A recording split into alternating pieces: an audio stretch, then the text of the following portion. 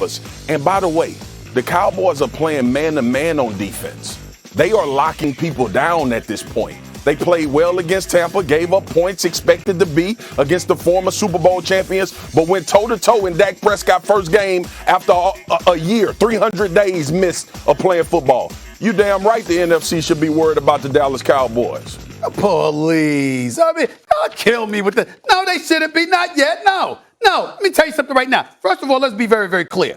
I had the Cowboys as a top 3 team in the NFL on my list as of yesterday. But it's week 3. The list is fluid. I assure you, I'm not worried about the Dallas Cowboys. I'm just going to give them a little nuggets of props while they deserve it. But I'm not worried about them in the grand scheme of things. Let's understand something here right now. We're not talking about their offense. I'm tired of that. First of all, we knew they were going to win the division from Jump Street before a game was played just by looking at the NFC least. We saw Daniel Jones and Dave Gettleman in New York. We obviously saw Jalen Hurts, in Philadelphia. He's got some stuff to prove. He's young, and we know their offense is a bit shaky with him at the helm at this particular moment in time, even though I think he'll get better. And with the Washington football team, not only do you not have a name, you don't have a quarterback. Because 1 minute it was Ryan Fitzpatrick, okay? And the other time it was Taylor Meineke, the muffler man. That's what I call him. The muffler man. Stephen A. Defense also hasn't been unexpected. I call him the muffler man, all right? Their defense is what we talked about, but we knew they couldn't score. So by default, when you looked at Dak and Ezekiel and Amari and CeeDee Lamb and Michael Gallup and all of this other stuff, we said, hell, the Dallas Cowboys gonna win this division by default. What we looked at was their defense. You ain't gonna boost your argument talk about default. They a good football team. They ain't even played nobody in their division yet. Hold up. All right, let me calm down because you starting that foolishness early this morning. You're getting a little bit emotional. Why you get so emotional? Why don't you calm down for a second? Let me go. Here's the deal. Defensively, they rank second to last against the pass. Number 2, not only did they lose to the Tampa Bay Buccaneers, they should have lost to the Chargers, okay? You got Keenan Allen falling in the end zone, that led to an interception when that should have been a touchdown. Don't get me started with some of the stuff that went their way with their lucky selves. They should be 1-2. But in the end, what this comes down to is this. I look at the NFC, and I'm telling you something right now. Before I think about Dallas, I'm looking at Green Bay. I'm looking at Tampa Bay, who already put something on them. I'm looking at New Orleans because of their defense. Let's not ignore that. And Michael Thomas will be back eventually.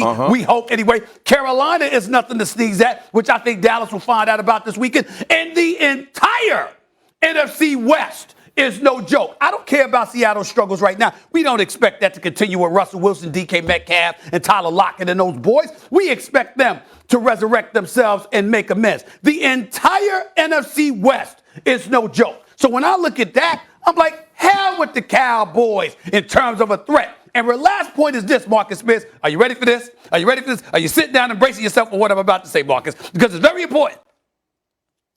It's moments like this that I love. Because while the Marcus Spears of the world and others talk about the Dallas Cowboys being a threat, the Dallas Cowboys hear stuff like that.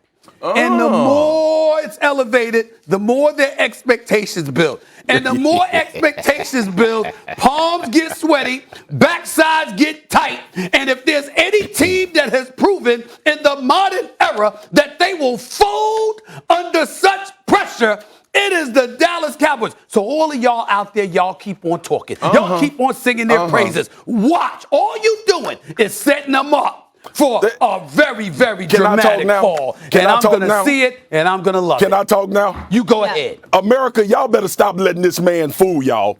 Because, see, this is what you do. And I know this about you because we FaceTime and talk a lot. This is what you do. It's only one damn team that's going to win the Super Bowl. And so you bet the odds. You bet the odds, and you put the Cowboys under your foot like you don't do for other teams in the NFL. Just wait. It will collapse. They will start listening. It will be one Super Bowl champion. Cowboy fans deserve that. We are here in the 3rd week of the season, and you listed off all of these teams about why not to be worried about the Dallas Cowboys. You watching the same damn thing I'm watching, but your emotion and the things you said won't allow you to acknowledge that the Dallas Cowboys you won't acknowledge that they a top team in the NFC based on 3 weeks. Why are you standing there acting like you Barry White or something? I'm just trying to be smooth. That ain't you. You just as emotional as anybody else. And by the way, on the record, I said I don't think the Cowboys gonna win a playoff game. I said